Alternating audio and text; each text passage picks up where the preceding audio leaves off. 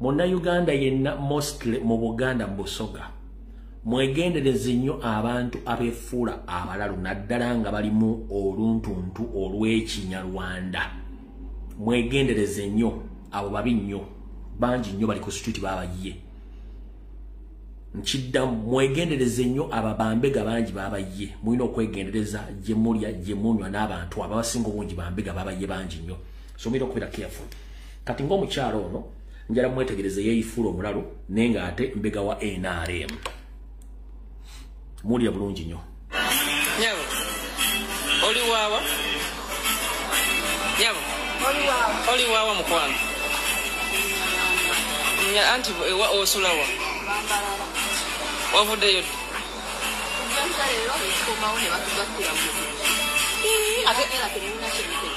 Nati bitugambe. Ogwawo. Muri bambega mukoranga ki? Mwabantu mukoranga ki? Muwandike kati mwandika we namba yange mukubire message muyaji na sawa. Nati naba gitusomere. 0247. Wandika buna.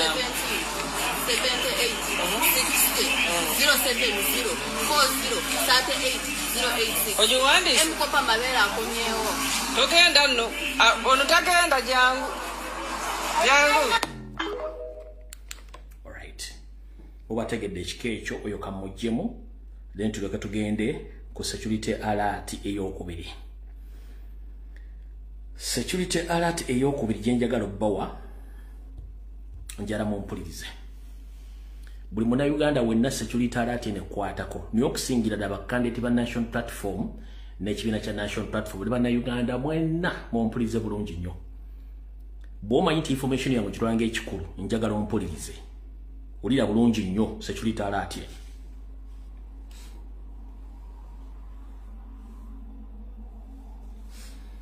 Nga tugenda mu nnaku enkulu eza Christmas. Nga tugenda mu nnaku enkulu eza Christmas. Mweze muyita Ssekukkulu. Mu kaseera akakafandalinga eddya ly'obukadde. NRM ng'eri mu kupipira. Nga place giyitiriddeko enetero gittamu omuntu. Gano ge magezi ge basaze. Buno obubaka njala mbusindikire buli Munnayuganda yenna okusingira ddala abakulembeze ba National Platform ba candidate namwe abalina ensimbi mu bittavu bya Uganda. Ngenda kusooka kugambira ddala Munnayuganda mujje ssente zammwe mu banka before December 15. Mujje sente zammwe ku mobile money before December 15. Abakuuma sente zammwe ku mobile money n'abalina sente ziri mu baluka we ziri mu bungi mu banka mujje sente zammwe mu banka. Nkiddamu ngenda kusoma message zino njagadde soka kibagamba mu Luganda nkisome mu Luzungu. Bw'omanyi ng'oli candidate wa National Platform oli mukulembeze oli Munnayuganda nkuddamu okusaba. Sigenda kuddamu kuyisa bubaka buno manya abantu babuli kodinga. Bw'omanyi ng'olina sente mu banka zijjeeyo before ennaku z'omwezi 15 December. Bw'omanyi nti olina sente ku mobile money zijjeeyo oba zijjeeyo ng'ennaku z'omwezi 15 December tezinnakusanga. Temulekako sente mujjeeyo sente zammwe at least muzikendeze. Message esoma bwete. Greeting Mr. Fred Kajibirumbuye aka Chemical Ali. Please kindly inform our citizens that they should be very careful.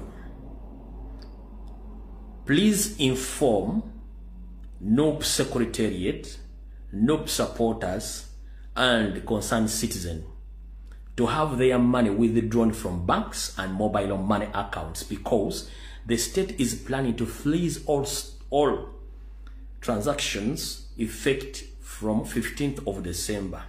Museveni is doing this to continue frustrate opposition from access funds to facilitate agents and other logistics. Kindly share the information. Bakugambye. Mukulu Lumbuye, nkulamusizaako. Nkubaza emirimu gy'okola. Nkusaba otegeeze abakulembeze ba National Platform ba Uganda bonna gye bali abaagala okulonda bagenda okulonda. Tegeeza abakulembeze ba National Platform n'ekitebe kya National Platform obagambe n'abawagizizaako n'abantu abalina siri mu banka bazijjeyo ng'obudde bukyali. Lwaki? nti Nyando Yosoferi yategezezza ebitongole bya banka saako n'ebitongole eby'amasimu ebitambuza ensimbi nti bo bapulaninga okusiba ensimbi zonna eziri ku masimu ne ku akaunti zaabwe ng'ennaku z'omwezi 15 Desemba. Kino Museveni agenda kikola okugezaako okunafuya okubateeka mu mbeera nga temulina kye musobola kukola kubanga mujja ssente ku bitaavu byammwe okusobola okusasula bagenda bakomera obululu n'okutambuza obulungi kampeyini zammwe na buli kimu kinaakikola ng'akikola kulumya national platform. So bategeeze bulungi nnyo. Kati wulira neno kanji basomere mu Luzungu. The NOP Secretariat and the NOP supporters with the Baluki money should have their money withdrawn from banks and mobile money accounts and be kept trusted confidential individuals because the state is planning to freeze all the transaction with immediate effect from December 15th. In the disguise of network shortage, bakugambye. Tegeza ekitebe kya national platform n'abawagizi baakyo naddala balina ssente nnyingi ku mobile money ne bitavu sakole bana Uganda bonna bajjeyo ssente zaabwe ku mobile money ne ku akaunti bazikuume gye balina ozikuuma eyo ewakusifu kubanga Museveni ne bane baplaninga okuggalawo oba okuyimiriza enfulumya ya ssente oba okuziyingiza oba okugiza ku masimu ng'ennaku z'omwezi 15 Desemba nga bajja bagamba nti network eri wansi temukyasobola kujjayo ssente. Tugenze mu maaso. There is another possibility of vandalizing Bobi Wine's house and his brother's house, Senyonyi, Lubongoya, Katana, and other NUP officials to check money kept in their houses. Bakugambye nti waliwo n'ensonga endala eyinza okugwawo ng'ofudde kweyo. Bayinza okulumba abakaga Robert Kyagulanyi Ssentamu oba abamu ku baganda be okuli oba n'emikwano gye bakolagana emirimu mu kibiina kya National Platform okuli Joel Senyonyi, Lubongoya, Katana, n'abalala aba National Platform okugezaako okunoonya ensimbi zino gye bazitereka. Mujjukira nti ekintu nakyogerako k'emabega mukitegedde bulungi nnyo. So tugenze mu maaso. We have also learned that the state has already paying off top bank officials in compensation of the would-be profits for their companies for the period between December and January. Era bakitegeddeko nti abakungu ba gavumenti mu nteekateeka eno batandise dde okwogera n'abakungu ba banki ennene nti bagenda basasula ensimbi zaabwe mu kino nga bagenda basasula nti singa babafiiriddwa amagoba mu nkola ey'okubulookinga ensimbi butava ku akawunti ne ku ssimu z'abantu okuva kati mpaka January oba n'abakyagalidde kiggwe. Mukitegedde bulungi nnyo. Ebadde security alert ekwatagana ku byensimbi eri munna Uganda n'eri ekibiina kya National Platform ebisigadde saagala mu ngambe mbibagambye. Kati bwe mbamaze obibagamba ebyo mbitegedde bulungi nnyo. Kuno nyongerezaako information yeno. Eno security alert ya kusatu. Buli president gy'amaze okuwa olukuŋŋaana naddala mu eastern side of the country. Olwaleero sooka obale okubuuza lwaki tebakulaze Jinja City eriyo vyo n'ebifaananyi bya National Resistance Movement abantu bagyepenye. Lwaki tebakulaze eriyo vyo n'ebifaananyi by'Eyiganga bakyabifumbira kubanga Yiganga bagambye be Ejjinja ne bagambye be tebannakulaga wadde video bakyaganye kubanga Ejjinja abasoga baganye. Eyiganga abasoga bagambye be nabo baganye bagenda kufumbira ebifaananyi byo batekinike eyo baganye. Kati kana akakodyo kaka Mr. President kibiina kya National Platform banayigana muli bulungi nnyo. Buli Kyagulanyi gy'amaze okukola campaign n'alekanga akubyeyo National Reverse Movement oba National Buzz Movement basindika ba agenti baabwe omuli abasirikale n'abantu babulijjo nga batambula ne ssente mu mmotoka nga bagenda basanga garaji, restauranti, amabaala, ebibanda mu bifo byonna wakuŋŋaanira abantu abangi nga balondawo abantu abawerako ka group k'abantu nga 30 ku bantu nga 50 nga bawa emitwalo 3 bagigabane nga message erimu nti tebageza ne beetaba mu kwekalakaasa konna nga akalulu kamaze okulangirirwa oba nga tekannalangirirwa. Nkiddamu National Platform gyemaze okuba enkuŋŋaana NRM egende eyisaayo emmotoka zaayo ez'abasiviliani nga balina ensimbi at their own disposal nga batambula bagaba ssente zino mu mibanda mu restauranti mu magaraji owakuŋŋanira abantu abangi nga bagenda bagaba emitwalo 3 mu bantu abo nga bagamba temugezaako kwekalakaasa era temugezaako ne mukigeza. Kino tufunye obujulizi olwaleero mu bitundu by'Embaale.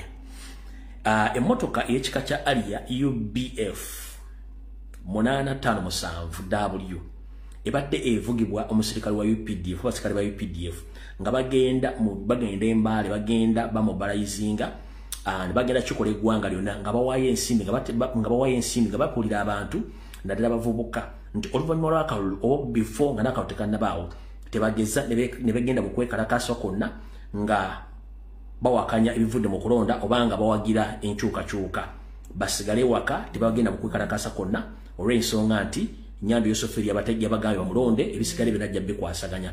Gurupu eno etambula nga esasula emitwalo 3 gye baleke emabega okuba nti basasula abantu bano. Nkuwa ne footage saagala kuwa information nga sikuwerako footage. Ngenda balaga emmotoka ebadde etambula mu video okusinziira ku drone zange si buwanvu nnyo njagala mukiteeke mu bwongo bwammwe nti okuŋŋanya information si kyangu. Eyemu ku mmotoka ezo.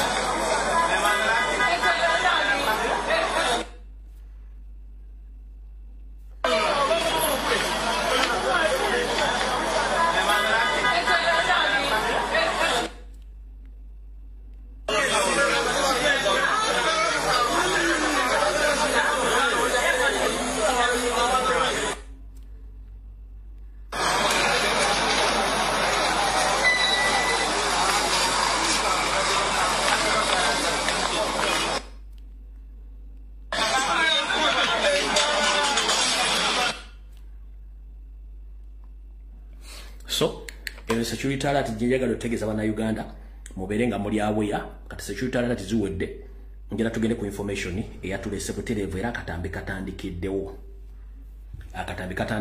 njala tutandike bwe tuti 1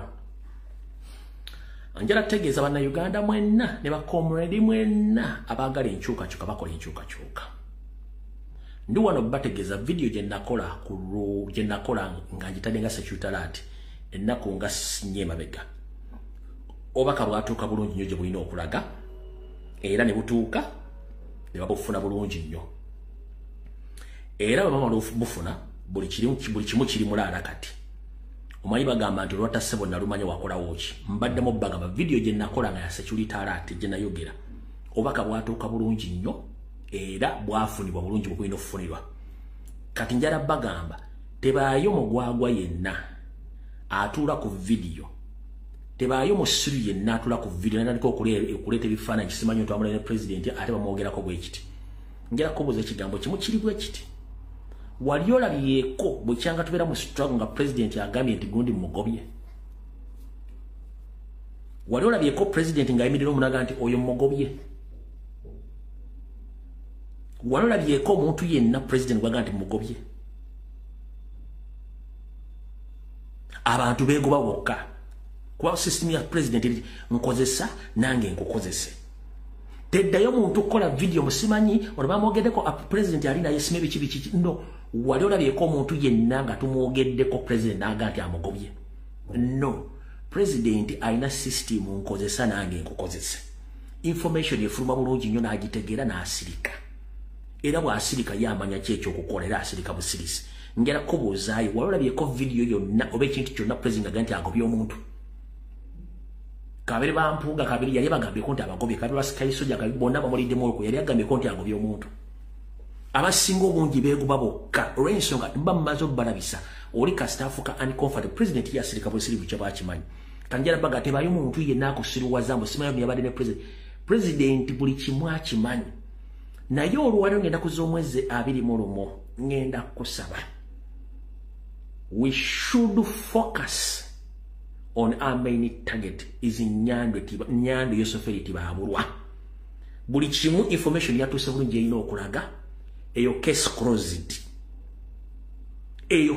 closed message yatuuse bulungi nnyo gyerina okulaga eyo case closed mukitegedde bulungi nnyo gwe nga bwotalaba nko president myaka gye gyonna nga nti agobye omuntu nga negoba muga nti omutendamu asobola nomuwa ekifaananyi kati ebyo byonna message yatuuse bulungi nnyo bacomrade we should focus eyo case closed tugende maaso buli kimu president akimanyi n'abakunganye bonna bakimanyi bulungi nnyo tugende mu maaso ekyo tukiveeko message yatuuse kubanga okwerinda sibuti ensanafu etambula egaludde mukitegedde bulungi nnyo awo tuvuddewo kamala okujjawo bino wano ekyo njagadde okusooka okuyisaawo then tulyoke tugende mu maaso ne video eyatuleese. Alright, olunaku lwaliro president abadde Koboko n'eyombe njagala nsooke mmala obbawa video zino ziri 3 ne kansooke nzanye ekisajja kino ekirebeese kya NRM gye kyayogedde mbwe video za president tusimbula official video. Ekisajja kino kyogedde bwe kiti amanya n'eddoboozi nga bulijjo mu lugwala wa Museveni onzi Peter Nsubuga njagala kutegeeza Bobi Wine twali tugambe nti togenda Arua naye olwaliro abantu bakaaba buli we mwayise mwabbye ebintu by'abantu temwabalekedde kantu era abalugwala banyiivu nnyo abo abazze okulaba abadde bazze kulaba engeri gy'oyimbamu naye si kulaba nga pulezidenti wa ggwanga agenda okuddako nolwekyo abalugwala banyiivu nnyo madripu manvupi.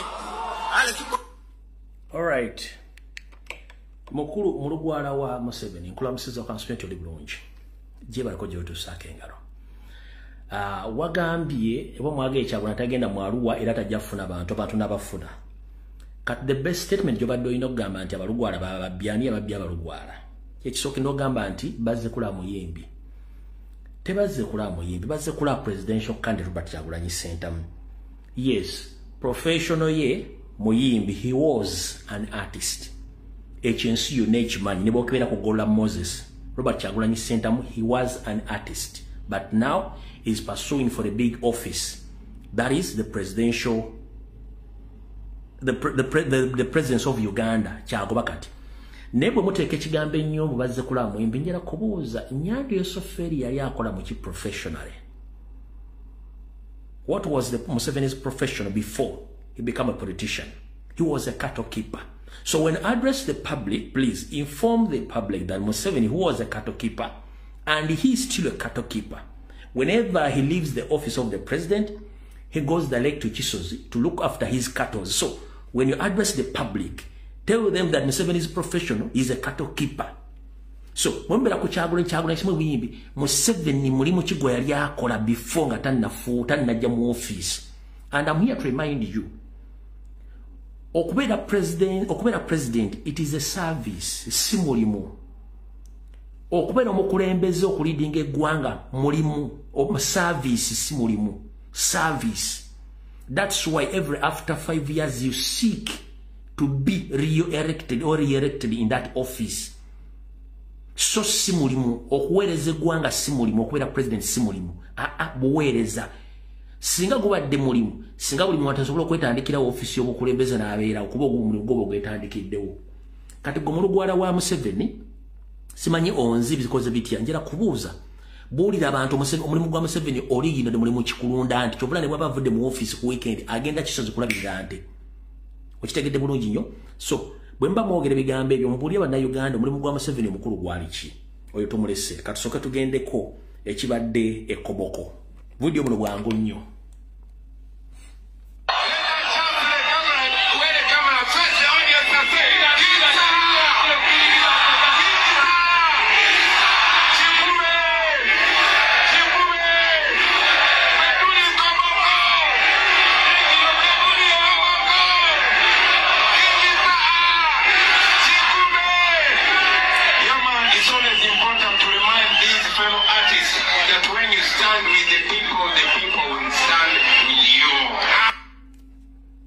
Eyo ebadde Koboko kambongere wano Kobokera.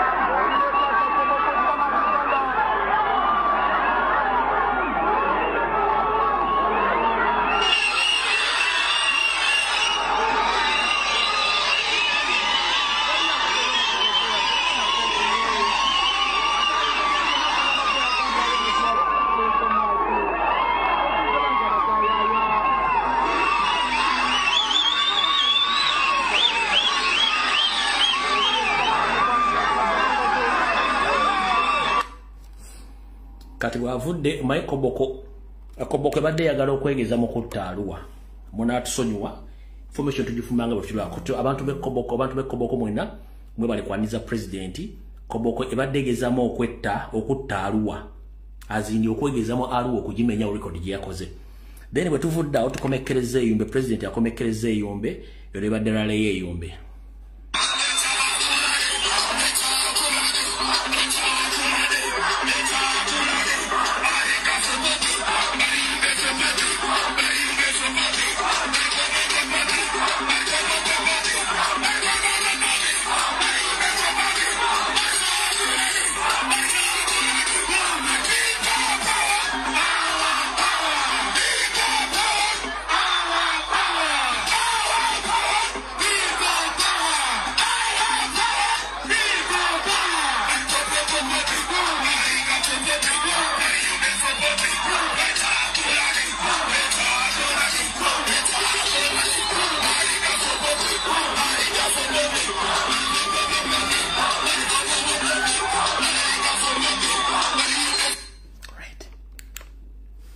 Ezo district bili wezibadde ngera kujja mu video muno creating space ngobudde bukyali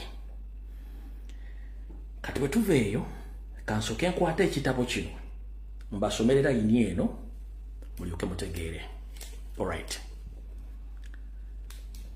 nga tugenda okutandika live yano ngina kuzomoza 2 mu mwezi gwa 12 njagala manye ebintu bino wammanga. 1 Munda Uganda ina joli saakona wakutte flag national platform nga wesimbe mu kitundu kyonna nyongero kujjukiza obuyinza obukulu buli eri omukulembeze w'eggwanga kyebayita gavumenti kintu kinene nnyo ekifaananyi mu kijje ku bufo bwammwe ekifaananyi mu kiteeke ku gavumenti nene nnyo ekozesa abantu abasukka mu miliyoni 3 nkiddamu ekifaananyi kya gavumenti nga kyegulanye president ebifo ebiramu okuddukanya gavumenti zibeera wakati wa miliyoni 3 omuli ebifo ebiri ewaka n'ebiri emitala amanjangu bigesembera mu miliyoni 3 kati gwe bofokasinga kuwa kansala chairman LC5 bame ba parliament ne werabira nti president yekamala byonna yasayininga ensimbi z'eggwanga yasala okulwa eggwanga gwe nofokasinga ku kaluluko oba omala biseera era babakulondedde kuba tolina kyojja kukola mu gavumenti ya Nyandwe babanga bbi obuyinza nga tetukumye kalulu njagala mutandika okunga abantu mbalage ekifaananyi nti akaluka akulwanira. Lwaki akaluka akulwanira? Wulira bulungi nnyo. Obuwanguzi bwa Robert Kyagulanyi Center mu National Platform bugenda kulangirirwa bannayuganda. Nkiddamu, obuwanguzi bwa Robert Kyagulanyi Center mu National Platform bugenda kulangirirwa bannayuganda abalonzi bannansi so si Simon Byabakama. Listen to me very carefully. Bobi Wine's victory is not going to be announced by Simon Byabakama. Bobi Wine's victory is going to be announced and protected by the voters and the citizens of Uganda. Do you copy that? Don't expect Simon Byabakama to announce that Bobi Wine has won these elections. No. Even though himself and his bosses, they have witnessed numbers following and ready to vote and to protest against Museveni's regime. But Simon Byabakama is going to be intimidated, influenced by Museveni to announce Museveni. So, Bobi Wine's victory is going to be announced by voters and the citizens of Uganda. Don't be fooled. That's why we tell you that we are teaching you protest vote across the country. And I'm here to inform you all Ugandans that for the first time in Ugandan history, the country called Uganda has united for the first time to outsit or to outlodge Nyandu Yosoferi, the foreigner who came from Rwanda to occupy our country. West Nile has spoken. The northern part of Uganda had already spoken. Eastern side of the country has already spoken. Buganda did so. The west side of the country has spoken that they are fed up of Museveni's family and his Tutsi friends. So, Bobi Wine's victory is going to be announced by voters and protected by the entire population of Ugandans. Don't expect Simon Bakama to announce Bobi Wine as a president or as a winner. So you should wake up before it's too late to protest against the theft, the fraud of Simon Bakama and his boss Museveni. You understand that? Tugenza kuchidako. The Honorable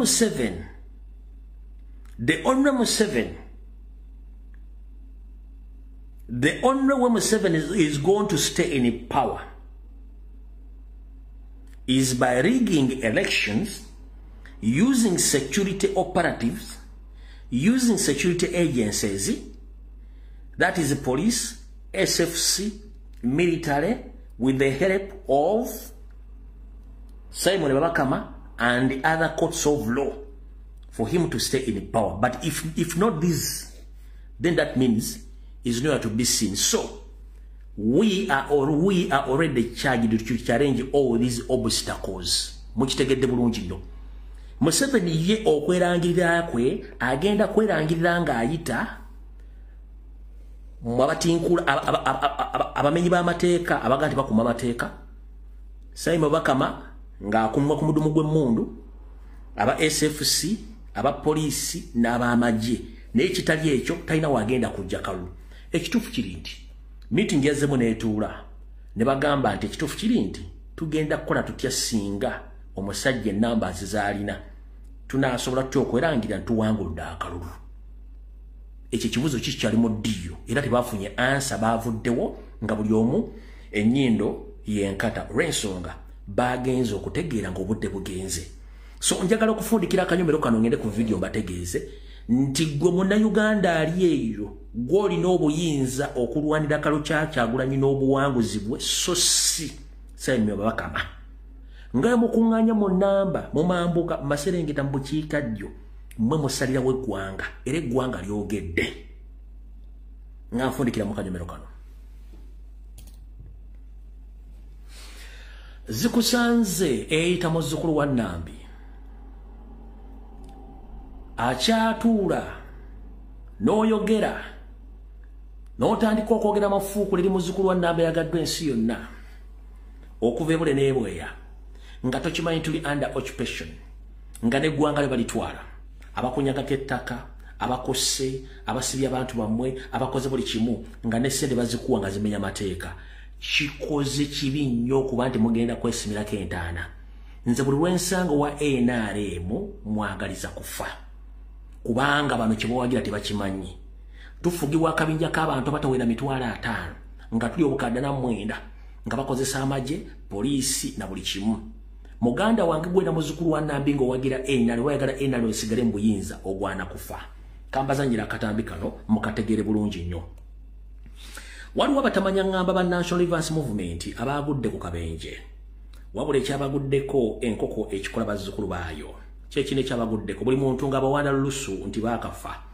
Kino nno ekikolwa kikulaga nti abantu bakoowu. Wulira bulungi nnyo era weetegereze. Omusajja abaganya omuyamba owakuba wa NRM alemedde mu motoka amagulu gapimisi aleme omusika y'omuko wa NRM emmotoka ekisa ebipande bya NRM bya Museveni ati mubiraba ekisa ebipande bya NRM emmotoka ekisa ebipande bya NRM mugalaba baganya omuyamba wa NRM batubonyabonya mu kibuga. Ekikusa kyekino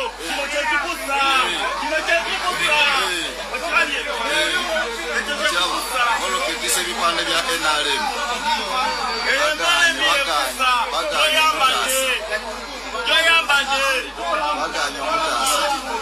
tola mu t-shati oliwo NRM embeera embi ekusa ate bamuleka amenekera omwo leka bamusikeyo kwatako alina amazi oliwo NRM boshenaembi lekafe akawatu eyasikamu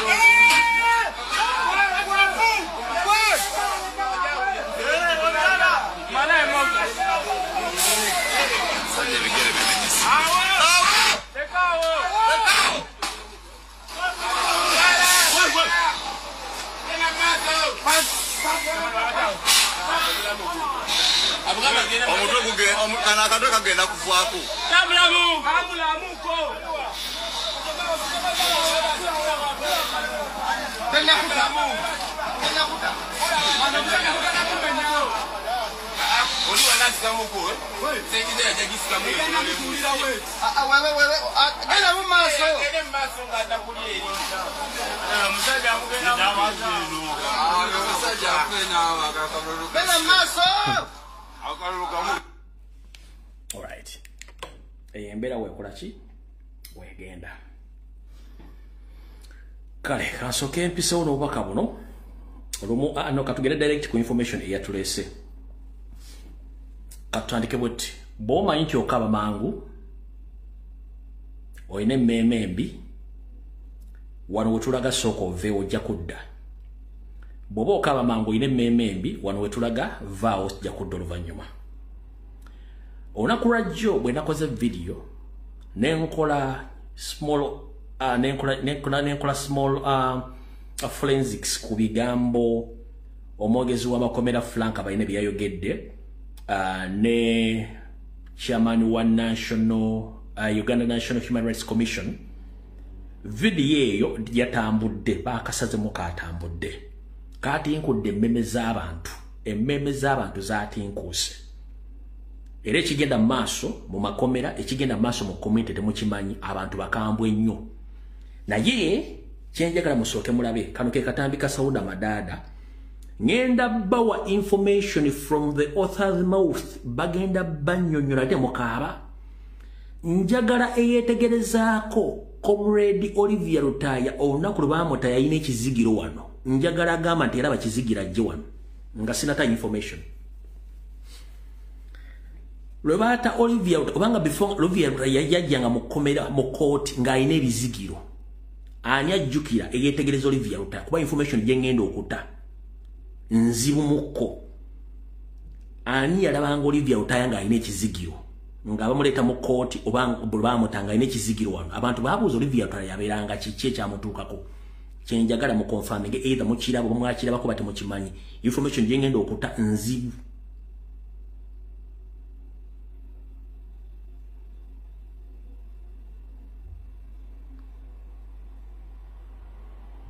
Yakirina mu confirming yakirina kati jo bwe nakoze forensics ya sparkings fear kati mugenda kuulira ono ye Sauda Madada nga bamujja mu kooti bamutwala. Ono ye Sauda Madada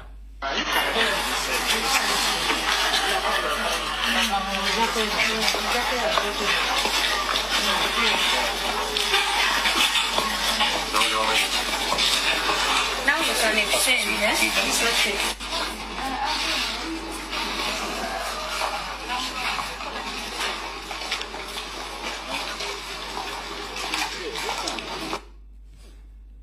One Frank abayine ng'ayogera. Mchara Madada Sauda bidi nti ennaku z'omwezi nga 10 ogw'omwenda omwaka guno ekkomera ly'abakyala ery'ebuzira lyayaniriza omusibe ono gwe twogerako ng'ava mu kkooti ey'e Kawempe bwe bamucekinga mu kuyingira n'asanga nekisangibwa nti ayinako ekirwadde mu bulamu bwe nga luberebere omwezi guno gwa Novemba 2025 saawa nga 5 ez'ekiro yali agenze kweyamba mu kinaabiro n'aba nga afeintinga. Abasibe bane bamuyamba ne basobola kuyita abasirikale n'abasawo ne baddukirawo bunambiro ne bamutwala mu Sikibe. Tiimu yaffe y'abasawo bakwatagana n'omusawo wa mukyala Madada ne bakola kyonna ekisoboka.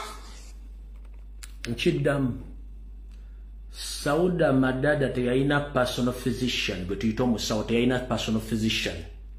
Musajja gw'olima ekisooka abasibe bonna bwe bayingira mu kkomera enkeera waalo babatwala mu Sikibe babakebera ekintu eki HIV. Twabakebera kirwadde ekyo babakebera ekintu eki HIV. Lwaki babakebera HIV? Mu makomera gonna mu Uganda gayina international NGOs ezisasulira abasibe bonna abali affected with AIDS.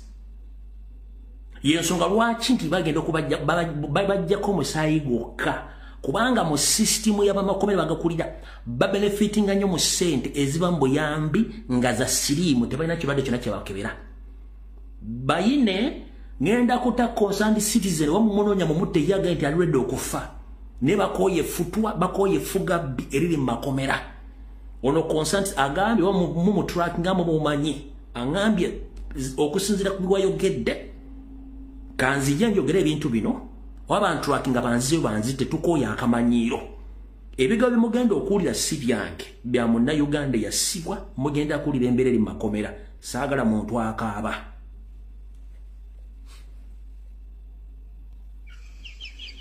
Assalamu alaikum wa rahmatullahi wa barakatuh teacher. Mpulidde era ndabye akatambiko n'ebyoyogedde ebikwatagana ku Sauda Madada. Mbadde musibe nze okumala myaka 2.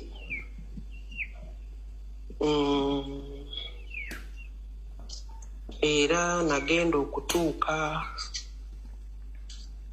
Eluzira nasangayo Olivia. Era I am very sorry okulaba nti Olivia yaddayo mu kkomera kubanga byayitamu mbimanyi. Nze nali eyo n'Olivia nga waliwo akakundi k'abayima akarivenjinga abatali kabira yaabwe. Era Olivia oyo gw'olaba yali provoked n'alwana naye ng'olukwe luviira ddala ku ofisi waggulu waliwo akakundi kakulirwa Ankunda. Omukyala oyo Ankunda muyima mwala muwanvu bwati mutini ayina amayinja 3 w'amaanyi nnyo mu luziro omwo asalawo nga bw'ayagala. Waliwo olunaku lumu osiwa Eluzira mukyala mu kyoli bali nga bw'omanyi eby'emirimu n'amuyita ajje yeewozeeko kubanga banne baali bamukomplainingako. Yagaana okujja mu lukuŋŋaana kubanga ye ng'amanyi kikyali. Omukyala n'addamu n'amuyita ogwokubiri n'alyoka ajja n'ayogera mu lukuŋŋaana n'agamba nti this is how I am. Mugamba njogera bubinze bwe nti bwe nakula. Oyo akolagana n'abayima bannaabo abasibe kutulugunya ffe abatali bayima. Era oyo n'akakundi ke ak'abayima baali banoonya omuntu anaakuba Olivia ne bajja bafuna omukyala bamuyita Alice. Buli muntu ali Eluzira amumanyi bamuyita Alice akulira efumbiro ly'abakadde mukazi mubi nnyo bagamba yatta muka mwana we yakulira effumbiro abonya bakadde okufa obufi ababbaka ebyabwe ababogolera ayiwa amazzi mu byoto by'abakyala ate nga naye musibe kati ne bafuna oyo Olivia teyalumanya naye ne bafuna oyo ne bagamba nti Olivia watandikira okuyomba bwe bati oba n'omuntu yenna gwe yingiramu kati era bambi Olivia teyamanya mu katego n'akagwamu baali bafulumya mifaliso baali basula mu ODM n'oyo omukyala naye nga bamugamba dda amunoonye amukube akati wantu bafulumya emifaliso ne batandika okuyombagana okuluggi ne balwana oyo omukyala Alice mukyala mukulu mukyala w'amaanyi mangi nnyo geegana gakyolya gaakula ne gawola yakwagula ettama lya lutaaya yakuba omwana kati ne babambusa waggulu baabo ewa deputy baabo paka mu ofiisi ewa deputy OC talina kye yakola kuba yali informed n'abaana abalala abaali wansi wa deputy be bakwasa kati deputy neejjako ogwo omusango n'abawa bano abalala kati bamukozesa justice statement ne bamuterekako mu kondemu wiiki emu ne bamugjayo ne bamuzza mu mulimu gwe naye ng'amateeka gagamba bw'olwana bayinza n'okukugulako omusango ne bakuzaayo ku poliisi ne bakuteekako omusango omulala n'osaavinga kiringa ng'okutoloka bw'otoloka myaka 2 penalty ne balyoka bakuteekako myaka gyo giri gye baakusalira mu kkooti biba byeyongeramu Olivia bwe batyo baamukuba bwe batyo bwe batuyisa obubi ennyo ekizibu ekiriwo ti ennaku zino buli institution bayima bajjudde. Hold on. Frank Abayine teyalaze medical report eraga nti Sauda Madada ekimusesemya omusaayi ABCD. According to this lady's statement, there is a possibility Sauda Madada bamusetinga ne bamukuba bubinyo mu komera. Yensonga chimbagandize mwendaba video nsoka nenkola forensics. Omukyala bagambye nti buli mwana wanchuka chuko ba muwala wa mulenzi makomera gye bagenda basetinga ne bakuba. Era mbafirayo no baziika. So mutegedde bulungi nnyo mbagambye mwenna mwala bako Olivia Utayanga alina ebizigiro. Olivia Utaya statement etajogerangako nze ndese information mugitegedde bulungi nnyo. So there is a possibility Madada yakubwa bubi nnyo. Eno muwulidde yani? Muwulidde ya Olivia Utaya. Kubanga Olivia tajogerangako. Mukiwudde. So ono omwana batekuba bamukuba bubi nnyo. Jjukira Sauda Madada ngeri gyali kyakula sajja. Ateka okuba bamusetinga babubi nnyo. Tugenze mu maaso. Beetwala kirala nnyo. Kaakati nze nali assistant Katikkiro. Naye Katikkiro wange yali teyasoma nga mukazi ava Mbarara eyo. N'ayomba n'abayombesa naye nze eyanteekako eyali akulira okulonda ebiseera ebyo yali mukyala Muganda bamuyita Namulumba n'omukyala omulala Mugwere bamuyita Mamina Bwire.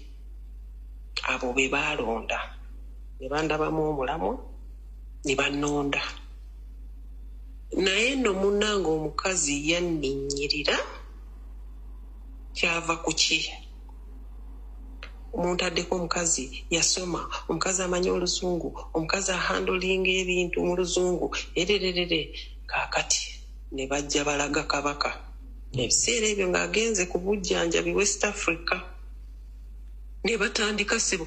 You know the whole world it's like mubeeramu abantu abatali ba Westerner nga 5-6 ate bakazi bangi abo bakazi abaveeyo batta basajja baabo. Kati muwodi namba mwenza okubeeramu like 80 people nga mulimu abantu abatali ba western abatano mwekka kati ne batandika okuvuma ne bayomba lwaki NTV etumalira ebiseera kulaga Kabaka he's nothing awo nensituka ne ngamba no enough is enough netuyomba nimbagamba why don't you respect Kabaka kigavumenti kyemmwe kino kiri ku ttaka kyani lyani si lya Kabaka. You people should be careful. Ne one day tujja kubaona. Yakeera Bukeezi ewankunda n'amugamba so yabadde avuma government, avuma abakulembeze era yeetaaga mu mujjewo. She's a threat. Kubanga alaga nti alina amaanyi mangi.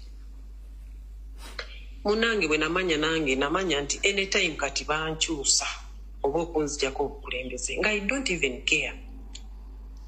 Kakati tuba tuli awo transfer nejja kati awo nange nentandika nga sinaba kuvaayo nentandika okubanga mbakoona bagamba muyina empisa embi mwatulumba ate ne muteekako akanyafa kutuvuma muyina empisa embi tebaabakuza mwasama mwogera nga bwe mwagala. Why don't you talk decently like a woman? Ebyo byabaluma kubanga nze ndi muntu mukulu nebampita mu office I reason bagenda okulaba nga mbalemeredde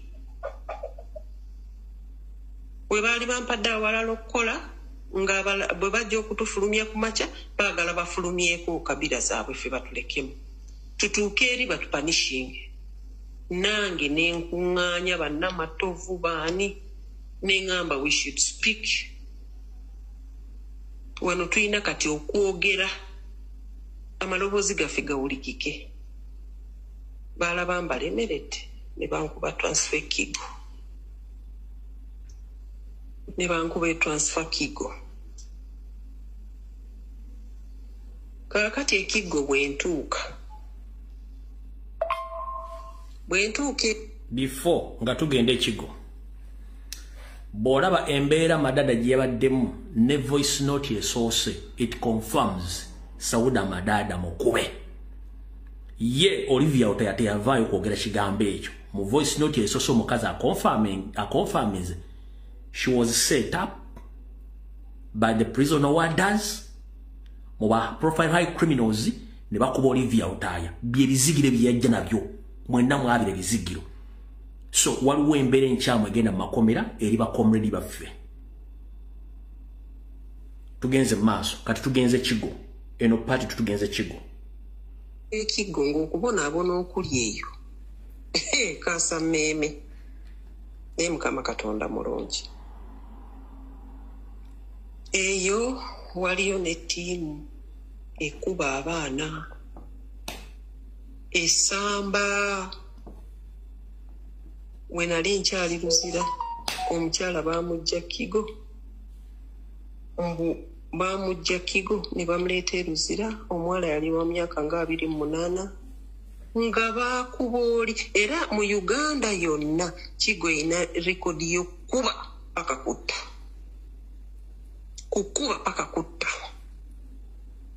we baamala omukuba bakuba eri ekiko ne bakulaba nti oli mu state mbi transfer Luzira for treatment. Omuwala n'afiira eyo.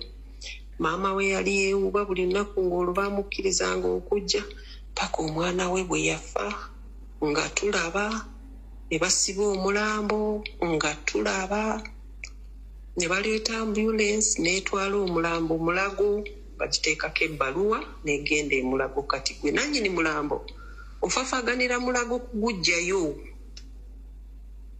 owulira eyo waliyo ttiimu ekuba era bakulembeze baabawooninga nensangayo omukyala bamuyita Mamidaaya eyo bamumanyi nga Mamidaaya Munyankole.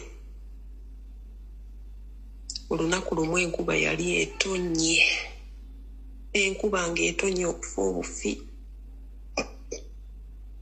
ne wabaawo omwana nga basaawa yakuyingira omwana ayita waase n'akadomola kayingire n'amazzi namugamba gwani ase n'amazzi nga mbagambye kuyingira kyali kintu kitono nnyo kadomola kaali katono kakumuleka ase n'ayingire yamugalamiza mu mazzi mu kitabo ekyali awo mu kitaka wansi wa muyembe we batuula awo ekigo manju n'amulinnyako engatto ku mutwe omwana saagala mwogera linnya bajja mucunya n'amulinnyako engatto ku mutwe for 30 minutes omwana yavaawo yalwala akalwaliro ke kabi akatalina ddagala buli kyolwala mu kkomera bakuwa panado ne capsules ne panado zituuka ne ziba nga teziriiyo kakati ekya sauda madaada boogera amazima baleme kugamba nti sauda madaada yagwa mu kinaabiro bw'ogwa mu kinaabiro otandikirawo okusesema omusaayi kubanze clip nagiraba nga bamuleeta mu kooti but I know what they are going through kubanga nange gye mbadde gwe nga toli associate waabwe already oli musibe ate ne bakuteekako akanyafa embeera mbi buli ssaawa ne bakusongako omumwa kubanga toli kabira yaabwe toli associate waabwe toyagala bintu byabwe bye bakola awo ofuuka mubi ofuukira ddala mubi owulira kati sauda madaada kyayitamu tica nze nkimanyi naye kankubuulire kino nti tewali treatment eruzira bw'otuuka bakuggyako musaayi gwa HIV ekyo bakyagala nnyo kubanga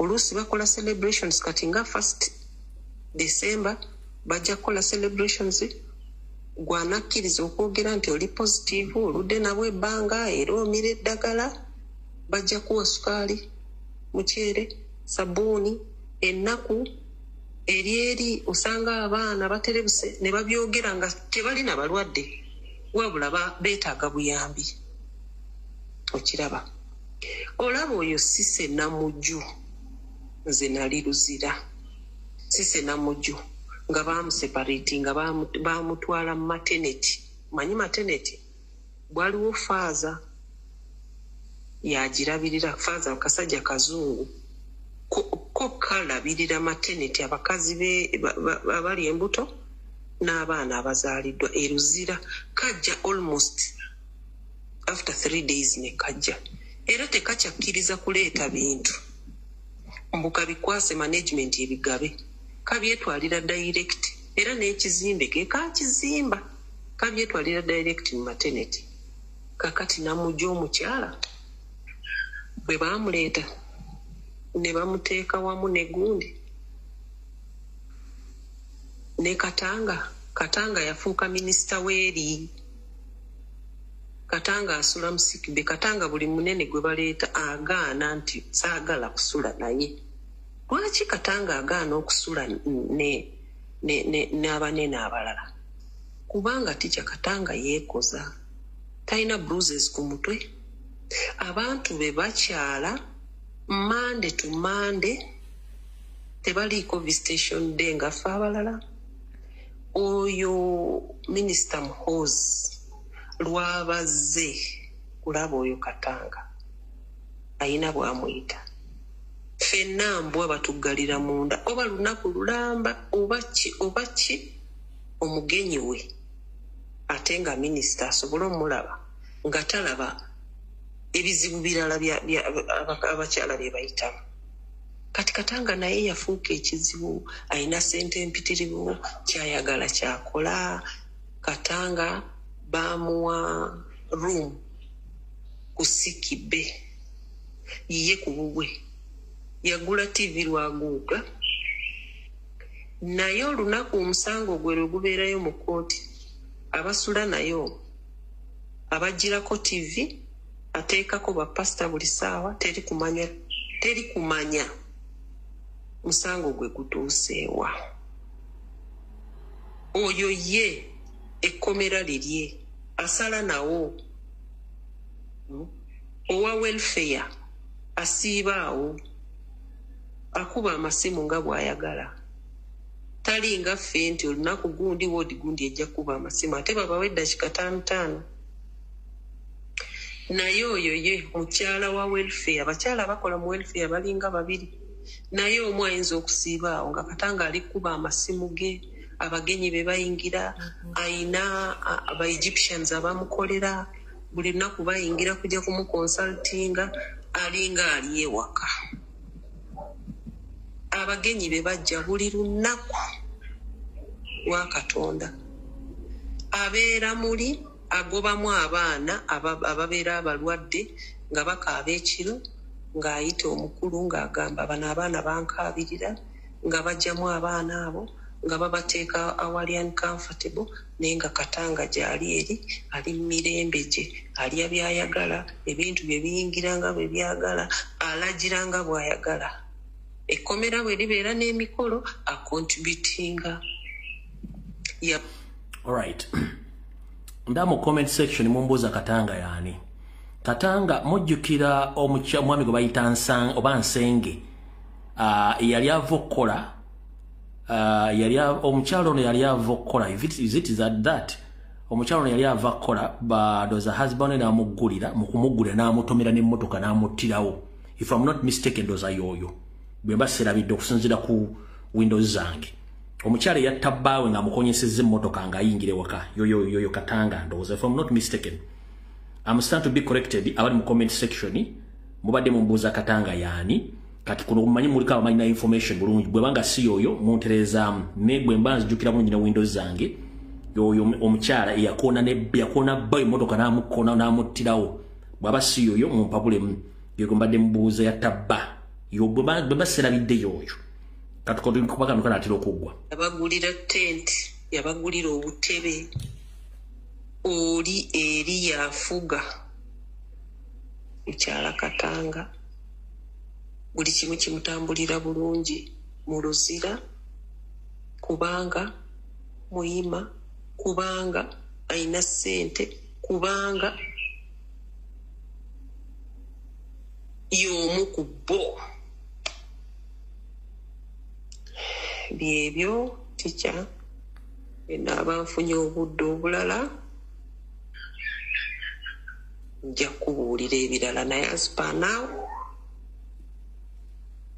Sauda Madada talina treatment gy'ayinza kufuna eri ate era ebyo by'okusesema omusaayi waliwo koosi abo abakyala bakuba ne bakulinnyalinya n'agamba gatto. Alright. Muwulidde information. Eri abagamba Katanga mulala whatsoever kyonna kikiri naye nga ali related ku eyo family. Kyonna mukitegedde bulungi nnyo bamukuba masasi bamutomera nze nagwe nzijubadde njikuba Nsenge waliwo ne Katanga. Bonna kikiri. Bonna bantu ba mu family ezo be bamu. So mutegedde bulungi nnyo.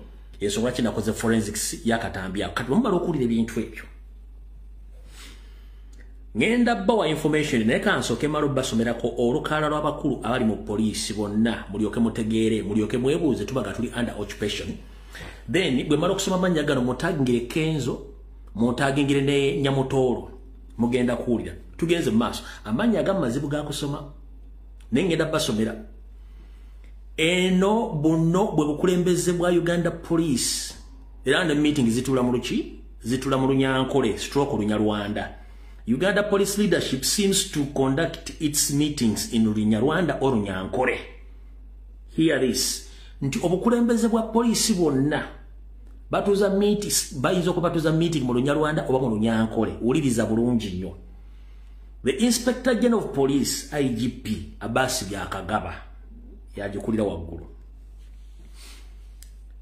Minister of Internal Affairs Overseas and Police Forces Major General Kahindo Otafire and other key directors and forces, including State Minister for Internal Affairs, Major General David Muhoozi. Yoligo bagambi agenda okuvisitinga omukazi. Director of Operation, AIG Frank Mwesigwa. Director of Criminal Investigation Directorate, CID, AIGP Tom Magambo, naye Munyarwanda. Commander of Field Forces Unit, FFU, Inspector General of Police, John Nwagira. Chief Political Commissioner, the Inspector General of Police, Umbarudo Bamunova Oyewari. Director for Fire and Rescue Services, AIGP Kali Fahadili. Director of Research and Planning, Inspector General of AIGP Bamoyita Twarugahuka manya mazibu nnyo. Twarugahuka Erasmus. Director of Human Rights and Legal Services, CP Dina Charisimire. Director of ICT, SCP Felix Bariomwesachi. Director of Traffic and Road Safety, Noawine Lawrence. Director of Traffic and Road Safety, Norman Musinga. Deputy Director of Crime Intelligence, SCP Charles Asaba. Director of Police Health Services, Dr. Biaruhanga Moses. Director of Human Resource and Administration and Management, AIGP Jase Kamunanirwe Mugawulide. Director of Public Relations,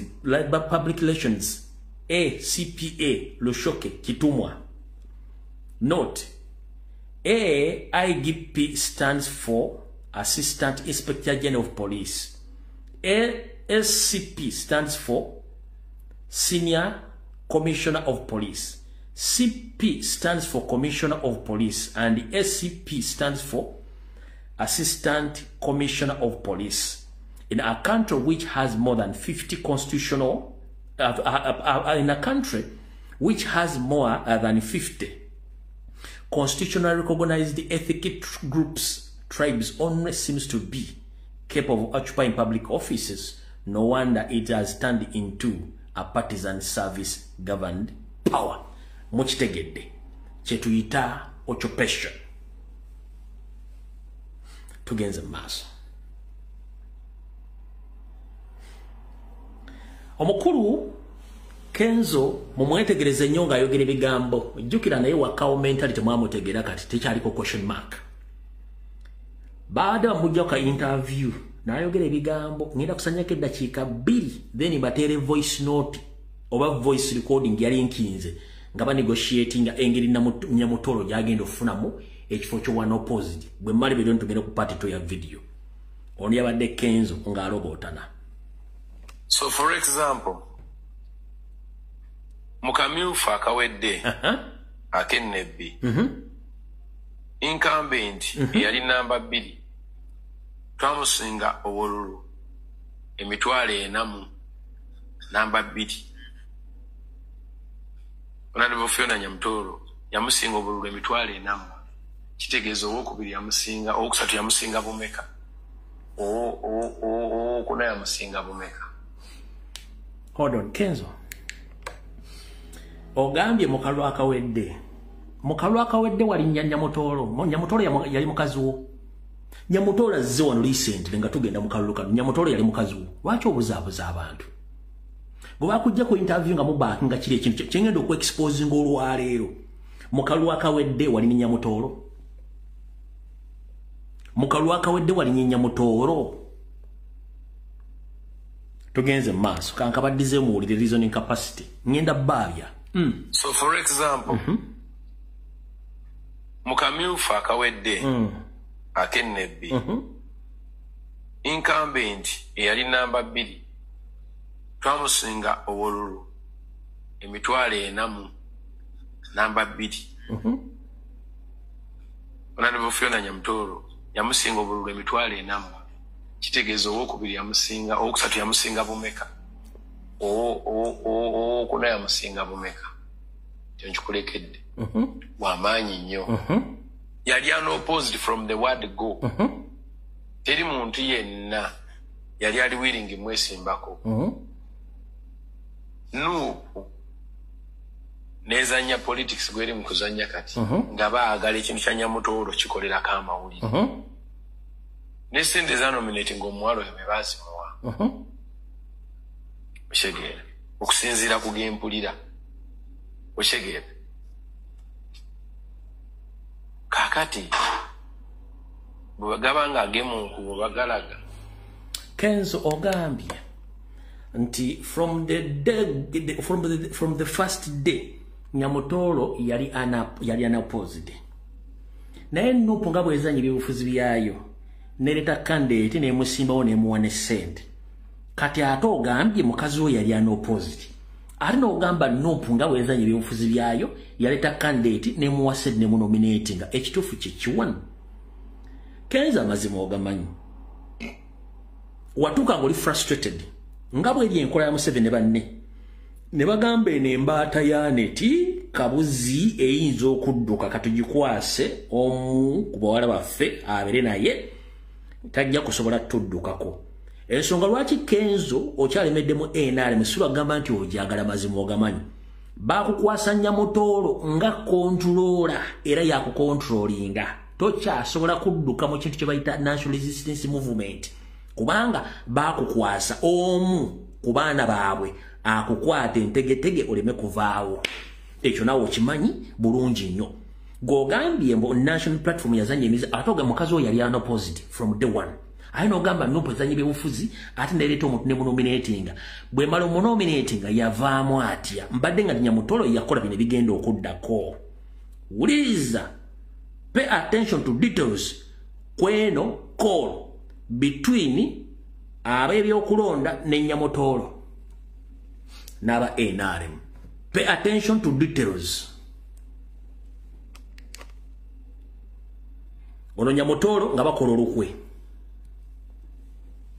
There are certain things that are limited for candidates. Yes. So that is where my concern is. So my best preference would be not nominating.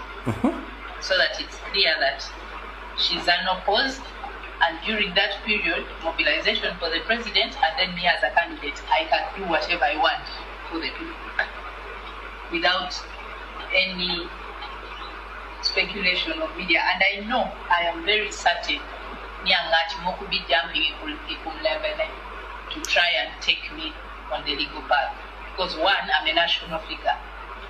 Anywhere that my campaign is being followed by the whole country, not just maybe. So any opportunity that someone sees to make money, they will jump at it. That is my only issue with that second option of nominating. I'm not campaign. Okay, sorry, under the one of Parliament, she cannot nominate. As long as the war room, Kaka is not war room. And she don't go for nomination because nomination now I think that's what I'm saying. It's a body very shallow, Medayani Comrade. Kyle and Wapa the rule is not watching anybody to be rewarded for the soup. It's a lame go there. The end nomination put your banana with you. Pay, you will pay money. The best option until we have a nominating boy and everything. Then two, getting back to supporters part. Kichi Wachamo. She can only stay here and one was sponsored to move wherever she took us off. Carry any deck and a now, much of all of them, I see the song waiting and we are at this off new better. She can say I'm song. And that will be the part. Supporters of that, okay, it's okay. They were then a new opportunity at the one. The end opportunity, my child, to come back. I think Dr. Bank supporters were that one we shall leave to you to manage as a camp. Because we're a politician.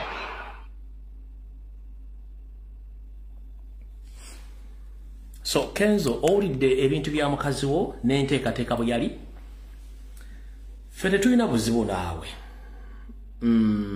mukyala Nyamukenzo tetulina buzibu naawe mukyala Nyamukenzo kuba kati sigwe mwami Nyamutolo ye mwami gwe baakuwasa ne bateeka wali waliwo oluyimba lw'abasudde lwe bayita mukyala Kandida va ku Juma akusukkiridde kati mukyala Kenzo Edrisa Musuuza mukyala Kenzo munnange baakukwata amavumbavumba n'ogenda ne bakuwasa n'otuula mu ddya beera mu ddya bulungi nnyo kkalira si gweyogerera National Reverse Movement baakukwasa omwana wa First Family bakumanaginge bulungi nnyo ojja kudda mu understand ojja kutegeera ng'obudde bugenze bali tomanyi obaoperatinga kati gwoda kutandika okwogera bitakwatagana ku national platform ng'okimanyi mukazi wo yakozesa Electoral Commission n'aba NRM okugjamu candidate wa National Unity Platform nga mukimanyi bulungi nnyo ne ba community leaders baabuuza ne video bazirina ng'abantu bagamba nti baamusayiningira bagamba tebasayiningirangako Nyamutolo aleeta obukakafu bulaga nti candidate gwe bajjamu yali talina mikono mituufu nga teri kintu kyogerwako owulidde ssente bwagamba nti she was going to pay the money and everything will be controlled ntagala bigere public kubanga she's a public figure ajja kubeera abantu bajja kutegeera bingi nnyo kati mukyala Kenzo Edrisa Musuuza beera mu bufumbo bwo nga baakuwasa bulungi nnyo kirabika gwoyoza n'empale z'omukazi era simanyi kiddako naye wonooviira mu bufumbo obwo mukulu ng'obonyeebonye wonooviira mu bufumbo obwo tola nti wabonyabonya leema wonooviira mu bufumbo bwa Namutolo ng'emboogi yitangwa ekyo nkikubuulidde gwe siruwala bakuteeka mu kamera ekisooka laamu wo mutono Kenzo omanyi waliwo ekizibu kyende mu bannayuganda basinga obungi oli bwe batamanyi nti laamu mutono yandi batagendanga mu kamera Kenzo laamu wo mutono nnyo speed obwongoboko obudriving ebigambo laamu mutono nnyo naye sikunenya mwenna abali mu kategule eyo laamu wa mu mutono nnyo okutegeera nti mutono bakuwe microphone wandibadde owala ekigambo kye bayita media wandibadde owala ekigambo kye bayita media kubanga bw'obeera mu media oyokya era oli mulungi nnyo ng'osirise oli mulungi nnyo ng'okutte enjogeza ng'oli mu kuyimba ebintu byo bye system volongoto bwe takyosobola kuyimba biwooba tosobola wayimba system volongoto system yavaawo oba wayimba biwoobe ebiwoobe byavaawo oba mukulu nze nkugamba weewunzise ojja kgenda okuva mu bufumbo nga tovudde wadde ekikopo ekya plastic ekya naisoga ekyamukwano nze nkubuulira kati simanyi ani awunzika munne ani ayalira munne obuliri naye nze kyemmanyi gwe ne ka video ke nalabako nga muli ku bufe ng'omukazi agamba gwe dozungira ano genda okwate essuwaani mu Buganda wadde tuli mu kifo kya lukale omukazi eyatuuzibwa n'abuulirirwa akwata essowaani 2 n'ayita bwa ne mugamba mwami kino n'okirya n'asooka asina mbaawo emmere n'amutera ku mmeza n'amugamba mwabituula olye nange kandeete akakazi kagamba Kenzo zungira muri epali genda oleete essowaani wali weeserera emmere musajja tugenda okulanga atambula asojjoka ne ngamba gwe buno bufumbo bumanyi ggwe baakusiba ku ggalo olingamba asoosika muddo ojja kitegeera gwe nkuvuddeko sijja kuddako naye nga bantu mutegedde oye Kenzo n'obufumbo wali n'obufumbo bwagala mutta lwakuba tasobola kyoga obufumbo bwagala mutta ekimwambaza galubindi si lwakuba nti ali bulungi obufumbo bwagala mutta awo tuvuddewo bwe tumala okuvaawo katuka tugende mu paati 2 eya video tuludde nyeeri katugende mu paati 2 eya video kati kyenjagala musooke mwetegereze nnyo ku nsonga zino wammanga before nga sinagendeeyo njala otegeeza bannayuganda mwenna ne minisita wa wax mukulu General Katumba Wamala mukulu General Katumba Wamala Masindi Port erina obuzibu abaddukanya ekidyeri kya Masindi Port bafuuse babbi Masindi Port n'ekidyeri ekiriwo ekidyeri kya bwereere wabula abalimi ebintu byabwe tebikyatambulira mudde ebintu ebivunda nga operator b'ekidyeri ekya Masindi Port ekisala okudda mambuka bagufudde muze okujja kuba na Uganda wakati w'emitwalo 3 ku 5 Atayina mitwalo 3.5 okusaza okuzza mambo kuba okuva maboko koddeeno mu basindi tokyasobola kulinya kiddeeri ekyo. Ntegeeziddwa ku bannayuganda bali mu bitundu ebyo nti mwanguwe ng'ekimu tekinnasamba ddagala ekiddeeri kyafuuka kyabaffe. Bakusasuza emitwalo 5.3 atagirina ennaku zino abantu bamalawo n'ebimera byabwe ennaku 3.2 nga tebalina ssente zigenda kukola ki kusasula ba operators abo. Atayina ssente kyasobola kulinya kiddeeri ekiddeeri ky'Amasendi Port. Mukulu Minister of Works Katumba Amara abantu b'Amasindi ku Masindi Port bakubira omulanga ba operators operator b'ekiddeeri bavuzi b'ekiddeeri bafuuse babbi ekiddeeri kyabwerere kati atayina ssente asobola kirinya. Njagadde nkugambe otegere bulungi nnyo ensonga zino mu kuba amasimu tegeze operator badde batambuze bana Uganda nga bwe kibadde kubanga basasula omusolo ebimera bya bifiraawo nga tebagenze nga bo abayina ssente abakulu ba gavumenti n'abantu bannenkanamu bakola ki bali nyisebi emmotoka zaabwe naye nga ba citizen basasula omusolo tebagenze ku kiddeeri ekyo ng'obudde bayiseeko.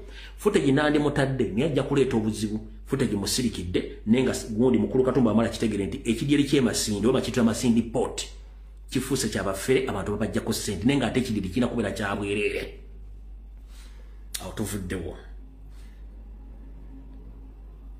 Kati mwalabyeko Serweiso the same time Nareiso nga yambadde kala za National Reverse Movement nga agamba nti okulonda emyaka 5 mitono nnyo kati batuteeke 7 ba mu 10. Serweiso oba Nareiso twakugambye vva mu bintu byakalulu biveemu naye ogaaniddemu. Kati Serweiso statement z'okola tuzimanyi wagiziraga. Bwengata statement z'obadde oyogera bwe kirimu mwagala kujjawo okulonda tukimete kuno kwe kulonda okuyinza okuba kusembayo. Naye Serweiso oba Nalweiso tukulabula. Mukole ekigambo kimu mugambe nti okulonda kuvuddewo ssente muzizeeyo zikole ebirala teryagenda kkaayana. So Serweiso oba Nalweiso bw'ati bwe yayogedde wulira bulungi nnyo. Bere mpozi kati kyendowoozaamu kati nze natandise okuwakanya emyaka 5. Myaka 5 papa nga giweddeko nga bakomawo nga tugenda mu ggwanika nga tunoonya ssente ez'okuddamuko nze ndooza gyandibadde 10. Era singa mbadde neesimbyewo nze omukono gwange gwandibadde guga nti myaka 10 bwe gigwako ne tunoonya 10. Mumulidde gwe mutwe gwakozesa okusala ekkubo n'okubala ssente. Yoyo Serweiso nkaddemu. Bere mpozi kati kyendowoozaamu kati nze natandise okuwakanya emyaka 5. Myaka 5 papa nga giweddeko nga bakomawo nga tugenda mu ggwanika nga tunoonya ssente ez'okuddamuko nze ndooza gyandibadde 10. Era singa mbadde neesimbyewo nze omukono gwange gwandibadde guga nti myaka 10 bwe gigwako ne tunoonya 10. Watu ate lero bw'oyambadde seppe ofaananidde ddala Serweiso bya ddala. Lero bw'oyambadde seppe you look to be a man. Lero bw'oyambadde seppe ofaananidde ddala abasajja. Lero omusajja supa tolimu nti Nalweiso era lero ntegeedde nti obadde Serweiso yayogera. Bw'oyambadde seppe ofaananidde ddala abasajja muyinza okulowooza nsaaga. Bw'oba olaba ki oyo mukazi musajja mwaye muwakana nnyo kikyo kipoozinze.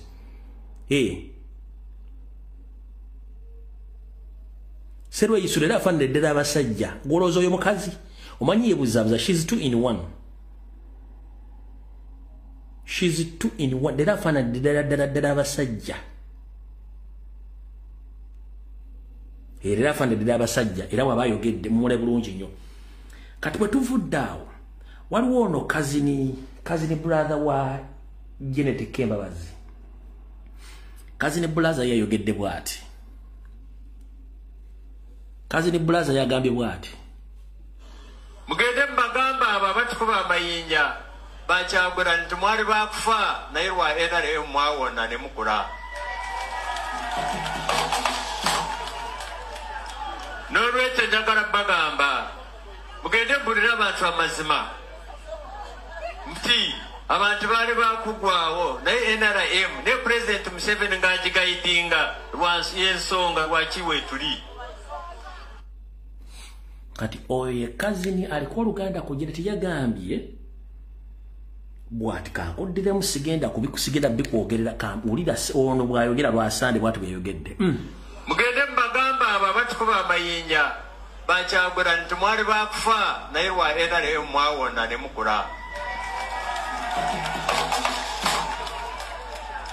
n'olwekyo njagala bagamba mugende bulira abantu amazima nti abantu baali bakugwawo naye NRM ne President Museveni ng'agigayidinga y'ensonga lwaki weetuli. General Sande kana kaloboozi oba akatambi kano kajja kusanga nkulamusizaako onyo muzezedde ensanga bisibe era nawe nanyini kabiyo etambula ate kyasobola ddogoba embaata mu compound y'okulonda amagi. Simanyi ogwo mutogo badde okozesa okuva mu myaka gye baakuzana mpaka olwaleero. Manyi tugaa nti mukadde magezi nga n'embuto wagalina era bwoba osiri wadde mu bukulu kitegeeza n'embuto wali togalina. Seewuunya kubanga bw'oyonka ente nga kuliko obusa oli osigala olowooza nga nte. Twagala kubooza mukulu kinvinvi owaaye eggwanga mwalisuubula kwani nti temuli muntu asobola kwogera. Ekyokubiri osobola otuleetera obujulizi nga waliwo akkuba amayinja.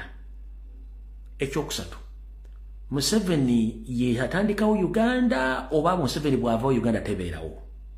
Gwe twagala kubooza bw'ayingira amagye g'osuubira n'abagalimu bwe mwe mugenda obbategerera mpaka amagye lwe ganaavaawo.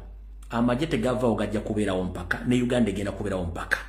Mukulu ebigo by'okutiisatiisa twandisuubidde nti bandibadde byavuddewo dda olw'ensonga mwe muteekawo okulonda bwe mba temwagala kuvuganyizibwa oba kwogerwako okulonda mu kujja olumu as simple as that. One, gwe tokimanyi nti ng'omunnamagye sina mutendeke munnamagye kuba bano bagenda okuyingira amagye nga tasobola kuwandiika linnya lye.